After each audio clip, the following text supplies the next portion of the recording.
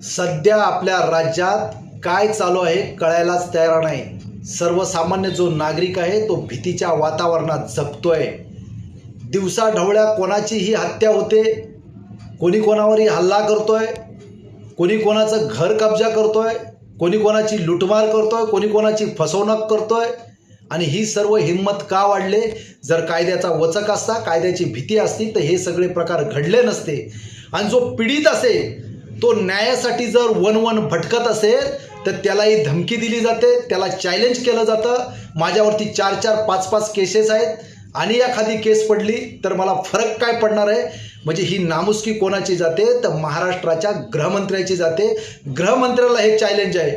महाराष्ट्राच्या गृहमंत्र्यांना माझी विनंती आहे, महाराष्ट्रातील जितके भी पोलीस डिपार्टमेंट असेल त्या सर्व पोलीस डिपार्टमेंटला आपण आदेश पारित करा। ज्या ठिकाणी गुंडगिरीचे प्रकार आढळतील, ज्या ठिकाणी फसवणूक लूटमार होत असेल त्या ठिकाणी संबंधितावरती जागीच ठेचायचं काम करा। त्यावेळीच हे सर्व प्रकार आटोक्यात येतील आणि थांबले जातील आणि सर्वसामान्य जो नागरिक आहे तो भीतीच्या वातावरणातून बाहेर येईल, त्याला न्याय मिळाला जाईल।